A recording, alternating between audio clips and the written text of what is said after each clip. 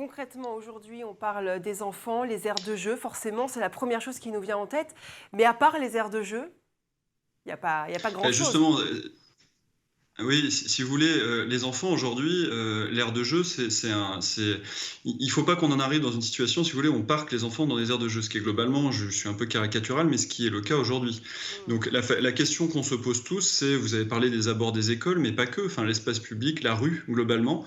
Il y a une trentaine d'années, les chercheurs nous disent, il y a 30 ans, dans les rues, les enfants jouaient. Comment ça se fait que ce soit plus le cas aujourd'hui? Votre collègue l'a cité, la place de la voiture est un aspect. La vision qu'ont les parents de l'espace public aussi, qui est vu comme un espace qui est dangereux pour les enfants, en fait.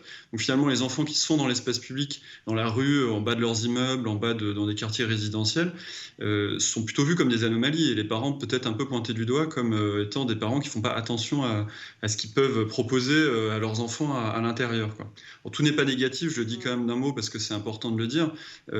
C'est dû aussi à l'amélioration des espaces intérieurs, hein. Enfin, on parle aussi d'il y a 30, 40 ans, à des moments où il y avait des logements insalubres, des choses comme ça. Donc, ce qui fait que en fait, les enfants n'avaient pas tellement d'autres choix que jouer dans la rue. Donc, tout n'est pas négatif, mais ça nous interpelle forcément beaucoup, quoi.